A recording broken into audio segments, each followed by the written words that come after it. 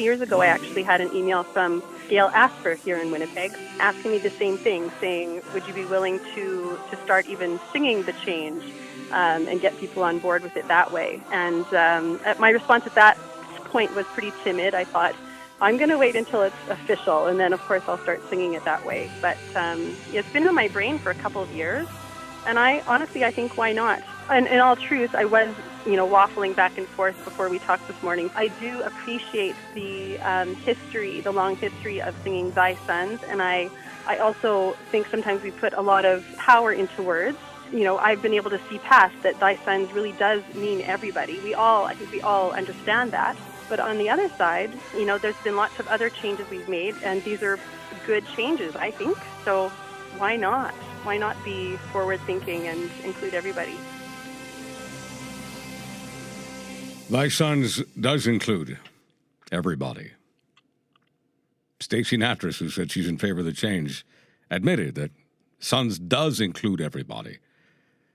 But why not make change for the sake of change if it makes some people feel good? That's what this is all about, right? It might make some people feel good.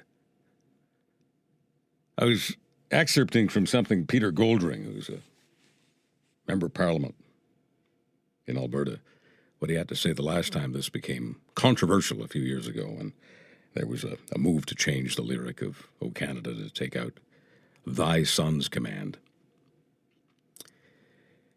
And he went to the dictionary. Imagine that. Words mean things. And sometimes, in order to keep us grounded and to keep us focused, it actually helps sometimes to find out what the derivation of certain words are before we get deep into the Kool-Aid of a feel-goodism. Not everything that feels good is good. There is something to be said for having moorings, for having a foundation, for having tradition. Can you imagine? Can you imagine saying to the British, God save the Queen? Why, 60% of the people in this country don't believe in God. Just take it out.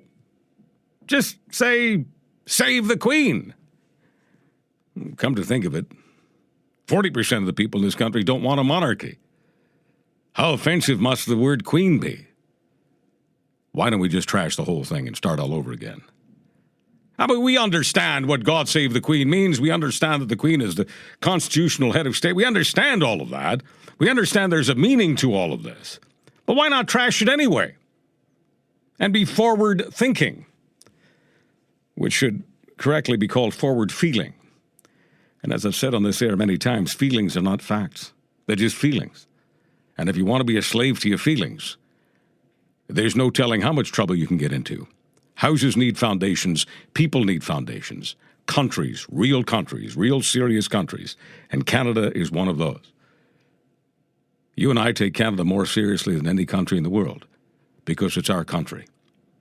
And so when people want to change the foundation in order to feel good about themselves, or just to spread feel-goodism, we tend to push back.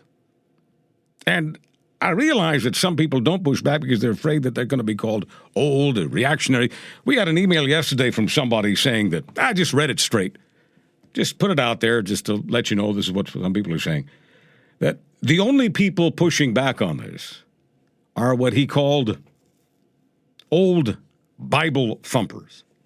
What does that mean, old Bible thumper? You hear a lot of that these days. Old Bible thumper. That means people of faith. Now, you know me well enough on this score.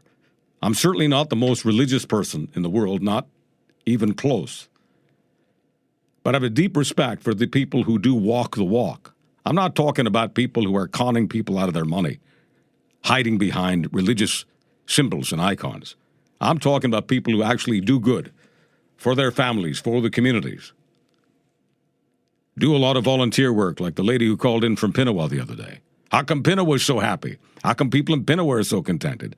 Well, people in Pinawa are connected to each other and do a lot of volunteer work. You want to be somebody? You want to feel good about yourself for a real good reason? Do somebody some good. Be of service to somebody. And many people who live that way do it because they're inspired by their faith. Any of the great faiths, you name it. Preach that.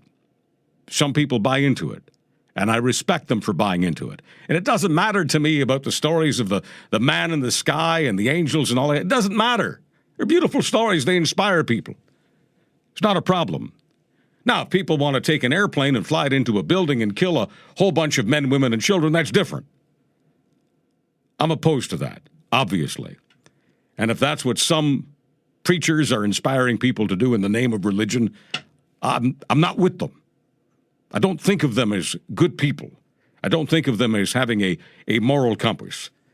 I think of them as having severe psychological conditions. But if we get back to what this son's business is all about, Goldring was mentioning the dictionary. Merriam-Webster's Collegiate Dictionary, 10th edition, very credible. A son is defined as a person closely associated with or deriving from a formative agent, meaning something like a nation, a school, a race, the sons of this, the sons of that. It means everybody.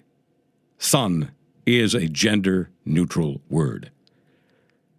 The concise Oxford 9th edition, which includes in its definition a person regarded as, this is what the definition of a son, a person regarded as inheriting an occupation, a quality, or associated with a particular attribute. So over the years, you have lots of organizations called Sons of Freedom, for instance, and Sons of the Soil. It means a person, persons of that particular organization. Gail Asper was quoted by Stacey Natras. Gail Asper has been saying for years that the lyric ought to be changed, make it more gender neutral. Gail Asper is all about the Human Rights Museum. You know that Gail Asper is familiar with B'nai B'rith. B'nai B'rith is a human rights organization. They were founded in 1843. Now, I'd be astonished if Gail Asper didn't know what B'nai B'rith, what the word B'nai means. I'd be astonished if she didn't know. Do you know what it means, folks? B'nai? It means sons. That's what it's. Sorry, but that's the literal definition. B'nai is a Hebrew word. It means B'nai. And B'rith is covenant. The way to pronounce it in Hebrew for anyone who's interested, B'nai Brit. B'nai means sons. Brit means covenant, sons of the covenant. And I think we all know what covenant means. So would Gail Asper and would anybody else seriously tell the B'nai B'rith organization, please, get rid of that word B'nai.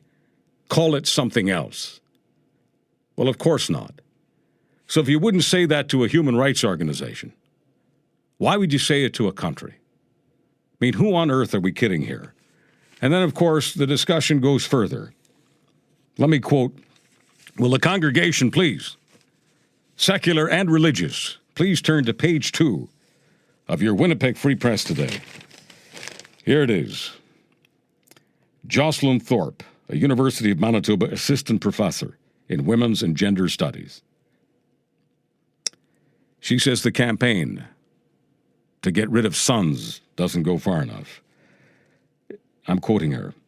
I find it hard to get behind the one thing when it seems to leave in place these bigger things. The our home and native land.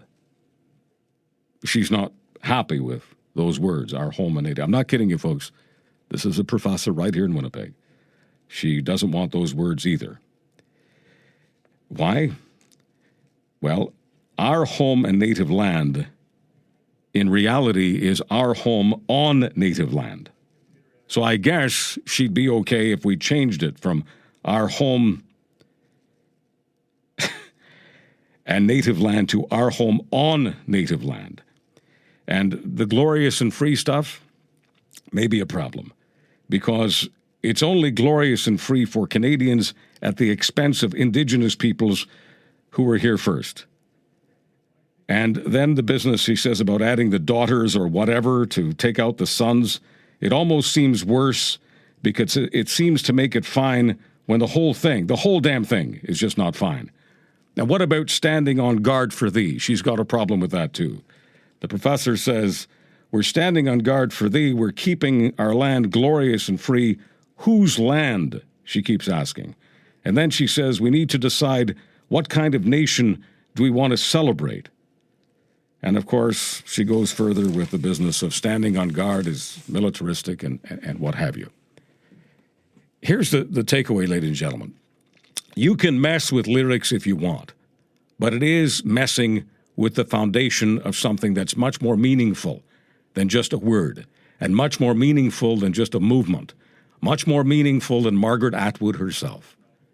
And so with all due respect to Gail Asper and all the others who've had their say, it's important for us to push back if that's what we really value.